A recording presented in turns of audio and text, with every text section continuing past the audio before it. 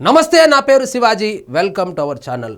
ఈ తుని ఘటన ఏదైతే ఉందో, ఈ తాతయ్య అని చెప్పి స్కూల్కి వెళ్ళి ఆ చిన్న పిల్లని తీసుకొని వచ్చి అసభ్యంగా ప్రవర్తించాడనేటువంటి ఈ కేసుకు సంబంధించి ఈయన తుని దగ్గర చెరువులో దూకి ఆత్మహత్య చేసుకున్నట్లు వార్తలైతే వస్తుంది. అసలు ఏం జరిగిందంటే, తుని రూరల్ కాకినాడ సంబంధించి తాతయ్య వరుసైన దగ్గర బంధువు మైనర్ బాలికపై అత్యాచారానికి పాల్పడ్డాడు.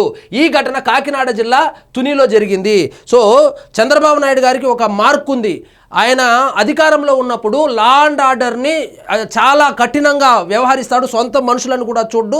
దానికి ప్రత్యక్ష ఉదాహరణే ఆ నకిలీ మద్యం తయారీకి సంబంధించి సొంత పార్టీ ఇన్ఛార్జ్, ఒక నియోజకవర్గ ఇన్ఛార్జ్ అయినప్పటికీ కూడా పార్టీ నుంచి సస్పెండ్ చేయడం జరిగింది. చంద్రబాబు నాయుడు గారి దగ్గర తన పార్టీ, మా ఇతరుల పార్టీ అనేది ఏమి ఉండదు. చట్టం తన పని తాను చేసుకెళ్తుంది. కడపలో జరిగినటువంటి ఇన్సిడెంట్ లో ఆ నిందితుడు డ్యామ్ లో పడి చనిపోవడం కావచ్చు, అనకాపల్లిలో జరిగినటువంటి ఆ ఇన్సిడెంట్ ఏదైతే ఉందో, అమ్మాయికి సంబంధించినటువంటి మైనర్ బాలికకు సంబంధించినటువంటి విషయంలో అతను పురుగుల మంది తాగి చనిపోవడము, అదేవిధంగా దాచేపల్లిలో ఒక వ్యక్తి ఆత్మహత్య చేసుకోవడము. సో ఎవరైనా కానీ ఇప్పుడు ఆంధ్రప్రదేశ్లో లా అండ్ ఆర్డర్ ఏ విధంగా ఉందంటే, తప్పు చేయాలనే ఆలోచన వచ్చినా కూడా ఆలోచనను చంపే విధంగా ఇప్పుడు లా అండ్ ఆర్డర్ అయితే నిర్వర్తిస్తూ ఉన్నారు. చంద్రబాబు నాయుడు గారు ఇదే విషయం మీద మాట్లాడారు. ఏం మాట్లాడారు చూడండి. కొంతమంది దుర్మార్గులు ఉన్నారు సమాజంలో, పరమ నీతులు కూడా ఉన్నారు సమాజంలో. 4 సంవత్సరాల పిల్లల పైన అత్యాచారాలు చేస్తున్నారంటే వీళ్ళు మనుషుల, మానవ మృగాల ఒక్కసారి ఆలోచించుకోవాల్సిన అవసరం ఉంది. వాళ్ళ నడి రోడ్లో చట్టం కానీ పరిమితిస్తే, నడి రోడ్లో ఉరేస్తే ఒకరిద్దరిని, అప్పుడే వీళ్ళకి భయం వస్తుంది. అలాంటి పనులు చేసే వాళ్ళని చట్టం గనక అనుమతిస్తే నడి రోడ్డు మీద ఉరేయాలని చెప్పారు. కానీ మన చట్టాలు ఆ విధంగా లేదు కదా. గంజాయి తీసుకుంటే ఆడబిడ్డలుగా కనపడకుండా విలాస వస్తువులుగా చూసే ఈ దుర్మార్గుల్ని మామూలుగా వదిలిపెడితే కంట్రోల్కు రారు. సో కూటమి ప్రభుత్వం ఏర్పడిన తర్వాత ఇట్లాంటి దుర్మార్గమైనటువంటి పనులు చేసే వాళ్ళను దేవుడు శిక్షిస్తూనే ఉన్నాడు.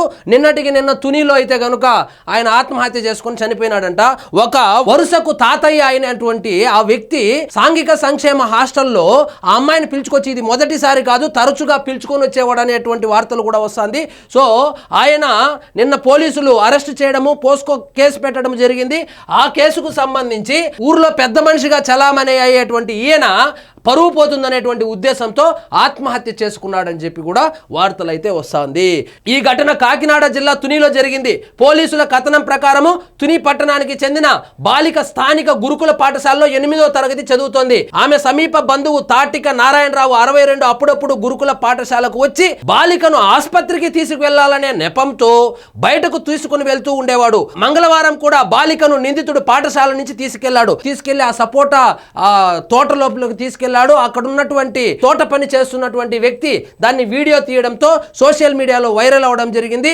వైరల్ అవడంతో ఆ కేసును సుమోటాగా తీసుకొని ఆయన్నైతే అరెస్ట్ చేశారు. పోస్కో కింద కూడా కేసు అయితే పెట్టారు. ఇది జీర్ణించుకోలేనటువంటి ఆ వ్యక్తి ఎవరైతే ఉన్నారో, పోలీసులు అతన్ని కోర్టులో ప్రవేశపెట్టాలని జీబులో తీసుకుని వెళ్తా ఉంటే, నేను టాయిలెట్ వెళ్ళాలని చెప్పి కానిస్టేబుల్ ని నమ్మించి ఆయన పోయి అక్కడ చెరువులో దూకి ఆత్మహత్య చేసుకున్నాడు. ఆత్మహత్య చేసుకున్న తర్వాత ఆయన శవం కూడా లభ్యం కాలేదు. తర్వాత గాలించిన తర్వాత ఆయన శవాన్ని కూడా సేకరించడం జరిగింది. సో చంద్రబాబు నాయుడు గారు ఏదైతే మాటిచ్చారో, వీళ్ళు కూటమి పార్టీలు ఎన్నికలకు ముందు లా అండ్ ఆర్డర్ మీద ఎంత కఠినంగా ఉంటానని చెప్పి హామీ ఇచ్చి అధికారంలోకి వచ్చారో, దాన్ని నెరవేరుస్తూ తప్పు చేయడం కాదు, తప్పు చేయాలనే ఆలోచన కూడా రాకుండా చాలా పగడ్బందీగా కూటమి ప్రభుత్వం అయితే లా అండ్ ఆర్డర్ ని నిర్వహిస్తూ ఉంది. దీనికి సంబంధించి నారా లోకేష్ గారు స్పందించారు. బాధితురాలు ధైర్యంగా ఉండాలని, సహాయ సహకారాలు అందిస్తామని హామీ ఇచ్చారు. ఈ ఘటనను సుమోటోగా స్వీకరిస్తున్నట్లు మహిళా కమిషన్ చైర్పర్సన్ రాయపాటి శైలజ తెలిపారు. సో ఎప్పుడు కానీ ప్రభుత్వం యొక్క పనితీరు ఏ విధంగా బయటపడుతుందంటే, ఏ గవర్నమెంట్ ఉన్నా ఇలాంటి నీచులు నికృష్టులు ఉండనే ఉంటారు. వాళ్ళు ఇలాంటి కార్యక్రమాలు చేస్తూనే ఉంటారు. కానీ చేసిన తర్వాత ఆ ప్రభుత్వము దానికి కులం రంగు, మతం రంగు పులిమేసి ఎక్కడ ఓట్లు దూరం అయిపోతుందనేటువంటి ఉద్దేశంతో వాళ్లకు శిక్ష పడకుండా కాపాడినటువంటి ప్రభుత్వాలను కూడా మనం చూసాం. కానీ కూటమి ప్రభుత్వంలో అతను ఏ సామాజిక వర్గానికి చెందిన వాడైనా, ఏ పార్టీకి చెందిన వాడైనా, ఎంత పెద్దవాడైనా చట్టం అయితే తన పని తాను చేసుకుని వెళ్తా ఉంది. హుటాహుటిన నారా లోకేష్ గారు ఆయన అబ్రాడ్లో ఉన్నప్పటికీ కూడా బాలికతో అయితే మాట్లాడి ధైర్యం చెప్పడం జరిగింది.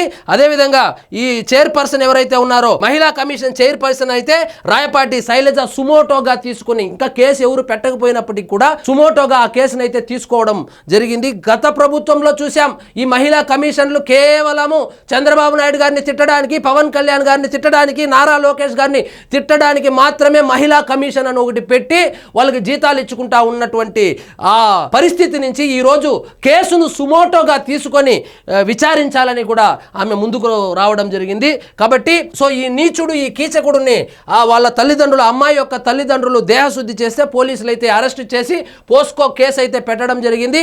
అవమానాన్ని తట్టుకోలేకుండా ఈయనే ఆత్మహత్య చేసుకోవడం జరిగింది. దేవుడు బాగానే శిక్షించాడని చెప్పి తునిలో అయితే కనుక అభిప్రాయం వ్యక్తమవుతోంది. ఇదండి ఈరోజు మన టాపిక్. మీకు ఈ వీడియో నచ్చినట్లయితే లైక్ చేయండి, షేర్ చేయండి, ఛానల్ మాత్రం సబ్స్క్రైబ్ చేసుకోవడం మర్చిపోవద్దు.